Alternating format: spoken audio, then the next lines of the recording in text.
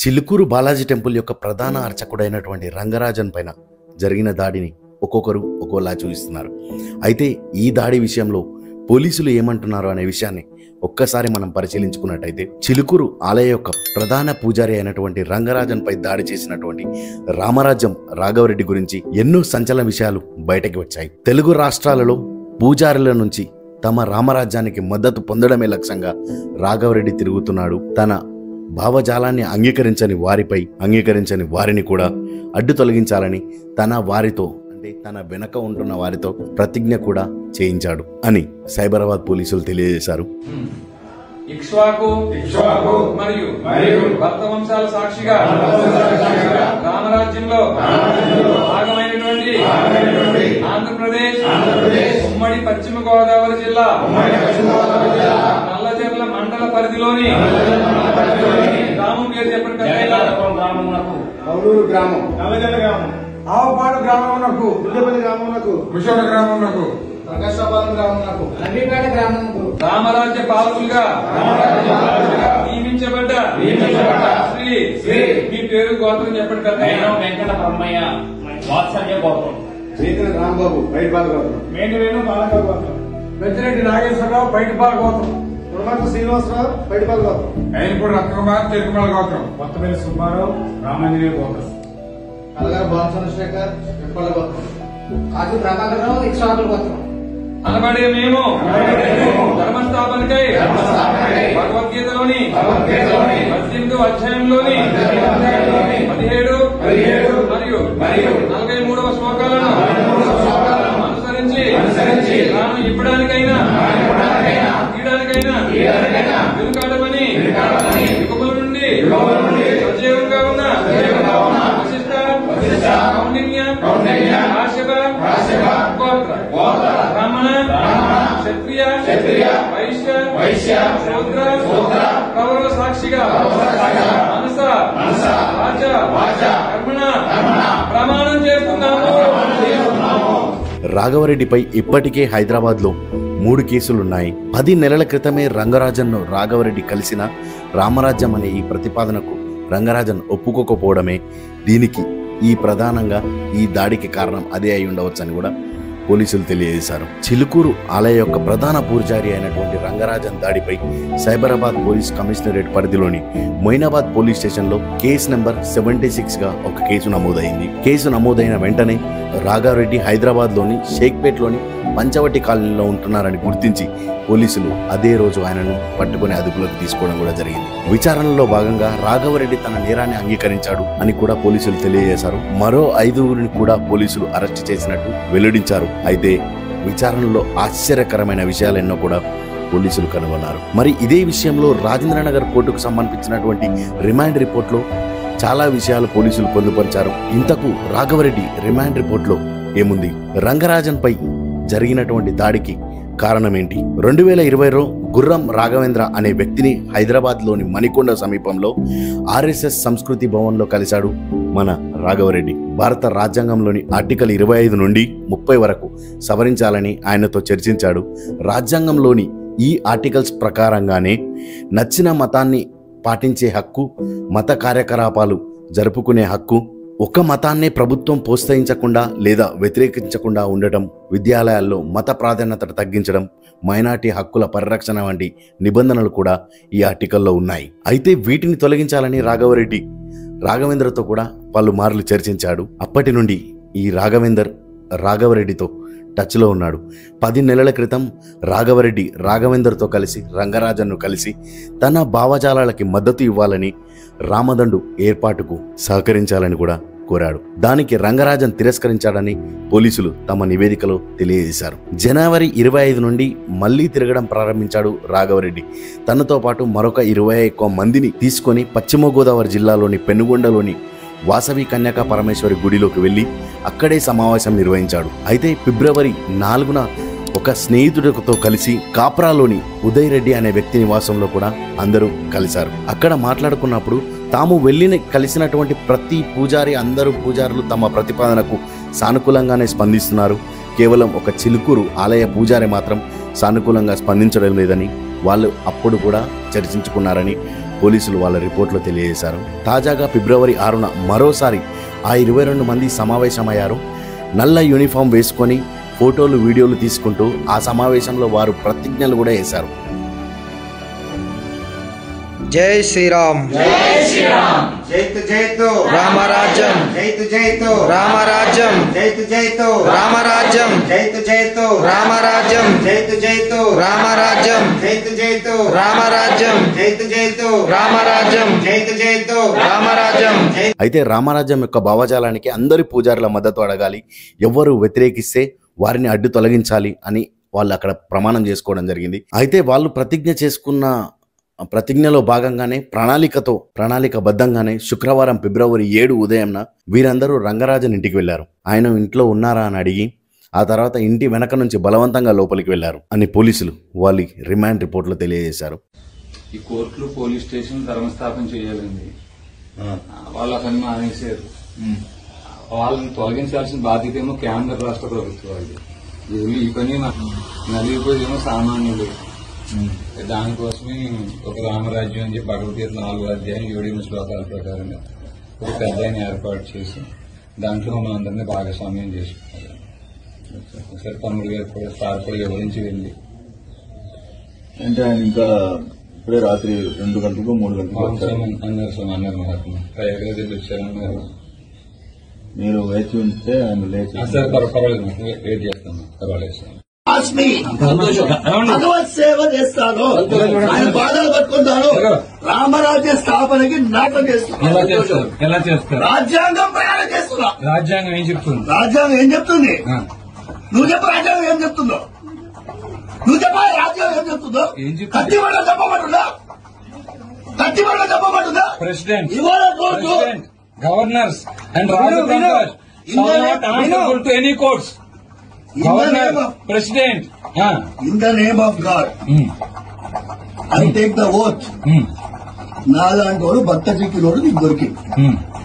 ఇదే పని ఇవాళ రోజు శబరిమల జడ్జిమెంట్ లో ఈ దేశంలో శ్రీరాముడికి అధికారం లేదు అని ఒక జడ్జి చెప్పిండు. ఇదే పని. కూర్చోండి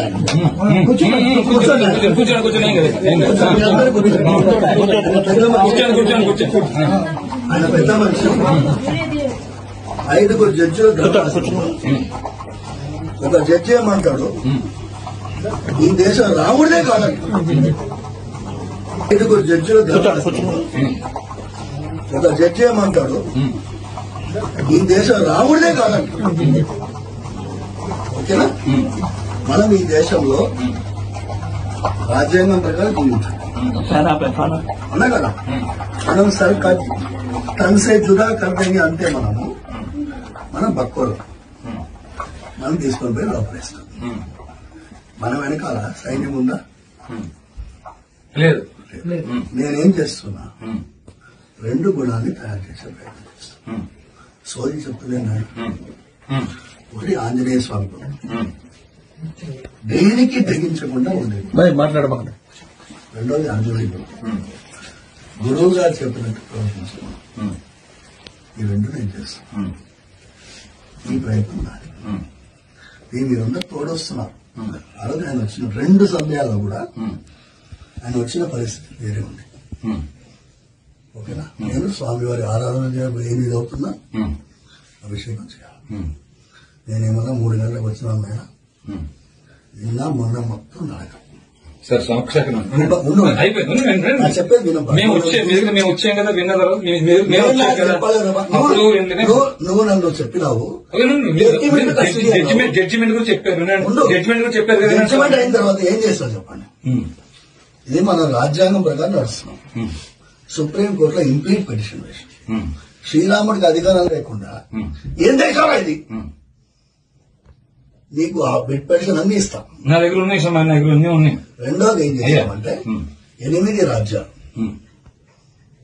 రాముల వారి రాజ్యంగా పద్మనాభ స్వామి రాజ్యం. ఆ రాజ్యంలో రాముల వారి పాదాలు పెట్టుకొని నెత్తి మీద రాజ్యం వెళ్ళేవారు. వాళ్ళని రాజవంశీకులని వాళ్ళ ద్వారా కోవెనెంట్ సైన్ చేశాం. ఈ దేశంలో రామరాజ్యం ఉంటేనే మనం నడిపించగలమంటే దాని మీద రెండవ ఎంపీ పెన్షన్ వేశాం. ఇవాళ రోజు అది ఫైనల్ స్టేజ్లో ఉంది. ఓకేనా నాయన? ఇప్పుడు అడిగావు కదా, రాముడు అంటే ఎక్కలేదా అని అడిగావు కదా.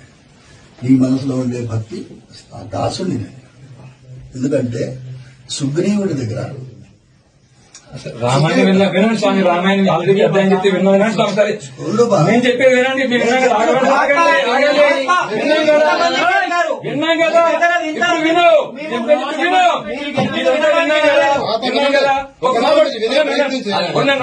ఏం చేశావు వినండి, ఫస్ట్ వినండి, వినటం కూడా నేర్చుకోండి మీరు. ఒక్క నిమిషం చెప్పిన తర్వాత నేను వింటాను. చెప్పండి.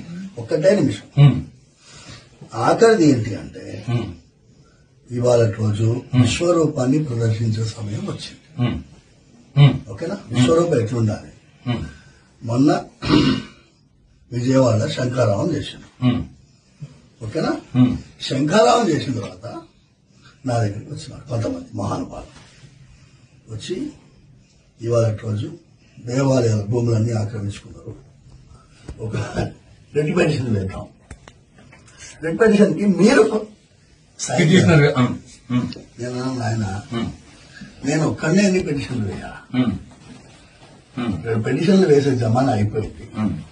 ఒకరోజు ఎండోమెంట్స్ డిపార్ట్మెంట్ ముట్ట తింటాం అని నేను పిలిపిస్తాం. ఎన్ని వందల మంది వస్తారు అన్నమాట. అడిగినా మీరందరూ ఉన్నారు చూసారా, నేను ఒకరోజు ఎండోమెంట్స్ డిపార్ట్మెంట్ వెళ్తాను, ఇట్లనే మీరు రావాలా?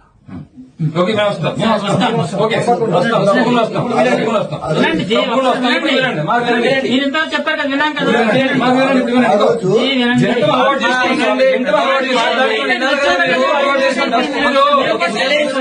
చెప్పడం కాదు, వింటం కూడా అలవాటు చేసుకోవాలి. చెప్పడానికి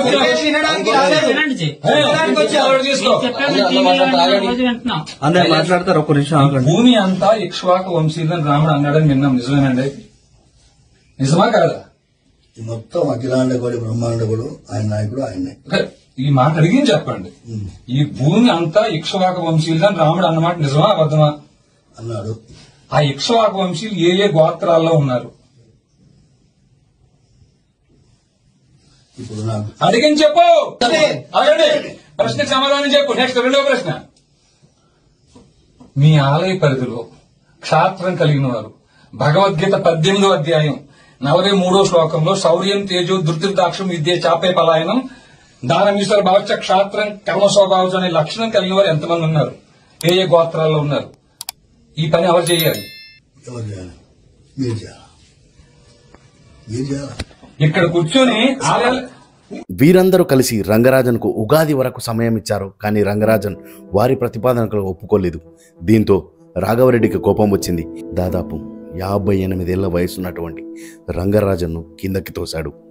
మిగిలిన వాళ్ళను పిలిచి ఆయనను అదుపులోకి తీసుకోండి అంటూ ఆదేశాలు కూడా జారీ చేశాడు అని పోలీసులు తెలియజేశారు. అయితే రంగరాజన్ని చంపడానికే అదుపులోకి తీసుకోండి అని అన్నాడని చెప్పి పోలీసులు అభియోగం కూడా ఆయన పైన మోపుతున్నారు. రాఘవరెడ్డి రంగరాజన్ ముఖం మీద పిడిగుద్దులు గుద్దాడని, మిగిలిన వాళ్ళు కూడా ఆయన శరీరంపై పిడిగుద్దులు గుద్దారని, ఈ లోపు కొందరు భక్తులు అటు రావడం గమనించి వారంతా వెళ్లిపోయారని కూడా పోలీసులు పేర్కొన్నారు. చిలుకూరు బాలాజీ గుడి పూజారి రంగరాజన్ గుడి వెనక నివాసం ఉంటారు. ఫిబ్రవరి 7 శుక్రవారం ఉదయం 8 గంటల ప్రాంతంలో ఈ దాడి ఘటన జరిగినట్లు ఆయన రంగరాజన్ గారు వారి ఫిర్యాదులో పేర్కొన్నారు. ఆయన ఫిర్యాదులో రాఘవరెడ్డితో పాటు మరో 3-4 కూడా నన్ను ముఖంపై శరీరంపై కొట్టారని చెప్పి, రాఘవరెడ్డి తనను తాను శివుడి అవతారం అని చెప్పుకుంటున్నాడని, అదంతా వారు వీడియోలు తీశారు, ఆర్థికంగా సహకరించాలని కూడా నన్ను ఇబ్బంది పెట్టారని, అలాగే తన రామదండు కోసం జనాన్ని రిక్రూట్మెంట్కు పంపించాలని కూడా ఆయన నన్ను కోరారు అని చెప్పి రంగరాజన్ గారు ఆయన కంప్లైంట్లో తెలియజేశారు. అయితే అంతా అడిగినప్పటికీ కూడా నేను ఏ సమాధానం చెప్పకపోతే నువ్వు మాట్లాడకు, చెప్పేది విను అని గట్టిగా అరుస్తూ, అలాంటి వ్యక్తులు రామసేన పేరుతో సొంతంగా నక్సల్స్ వలె సైన్యాలను తయారు చేస్తే ఇది చాలా ప్రమాదకరం, కాబట్టి దీనిపై చర్యలు తీసుకోగలరు అని రంగరాజన్ తన ఫిర్యాదులో పేర్కొన్నాడు. రంగరాజన్ యొక్క ఫిర్యాదు తీసుకున్న పోలీసులు విచారణ చేపట్టి నిందితులను పట్టుకున్నారు. రంగరాజన్కు వైద్య పరీక్షల కోసం కూడా పంపించారు. అయితే రంగరాజన్ తేలికపాటి గాయాలన్నట్లు వైద్యులు నిర్ధారించారు. అయితే రంగరాజన్ కేసులో ఎవరెవరు అరెస్ట్ అయ్యారన్నది ఒక్కసారి మనం చూసుకున్నట్లయితే కొవ్వూరి వీరరాఘవరెడ్డి 45 సంవత్సరాల ఏళ్లు, వృత్తి సంగీతం ఉపాధ్యాయుడు, షేక్పేటలో తాత్కాలికంగా నివాసం ఉంటున్నాడు. తూర్పుగోదావరి జిల్లా వాసి, అనపర్తి మండలం గొప్పవరం సొంత ఊరు అతనిది. రెండో వ్యక్తి నాగపల్లి సాయన్న 44 ఏళ్లు, వృత్తి మందుల షాపు, నిజామాబాద్ జిల్లా బోధన్ సొంత ఊరు. బోక్యా గోపాలరావు 22 ఏళ్లు, వృత్తి కూలీ, ఖమ్మం జిల్లా తల్లాడ మండలం వెంకట్రావులు తాండా సొంతూరు. బుక్యా సీను 47 సంవత్సరాలు, వృత్తి టైలర్, ఖమ్మం జిల్లా తల్లాడ మండలం అంజనాపురం సొంత ఊరు. అంకోలు శిరీష 33 ఏళ్లు, వృత్తి కూలీ, ఖమ్మం జిల్లా తల్లాడ మండలం అంజనాపురం సొంత ఊరు. బానోత్ బేబీరాణి 30 ఏళ్లు, వృత్తి కూలీ, ఖమ్మం జిల్లా తల్లాడ మండలం నరాయ బంజార్ సొంత ఊరు. పోలీసుల నుంచి తప్పించుకొని కూడా కొంతమంది తిరుగుతున్నారు. వాళ్ళెవరంటే అంకుష్ పవార్, రాజ్యలక్ష్మి, జనపాల గోవిందరావు, వెంకటేశ్వర్లు, దేవిరెడ్డి, వీరబాబు, మూర్తి, రమణ, శివ, లక్ష్మణ్, జగదీష్, రమాదేవి, మల్లికాంబిక, శివయ్య, తాతాబాబు, గురుప్రసాద్, సేన ఇతరులు. అంటే ఇప్పటివరకు అంటే మనం కేసును వాళ్ళు చెప్పిన విధంగా, వీళ్ళు చెప్పిన విధంగా ఈ విధంగా అయితే తీసుకోలేదు. జనరల్గా పోలీసులు వారి ఇంట్రాగేషన్లో భాగంగా పోలీసులు తెలియజేసిన రిమైండ్ రిపోర్టు ఏం చెప్తుంది, రంగరాజన్ గారు ఏం చెప్పారు అనే విధంగా మాత్రమే తీసుకున్నాం. మీకు వీడియో నచ్చినట్టయితే లైక్ చేయండి, షేర్ చేయండి. ఇప్పటివరకు సబ్స్క్రైబ్ చేసుకున్నట్టయితే సబ్స్క్రైబ్ చేసుకోండి. జై హింద్, జై భారత్.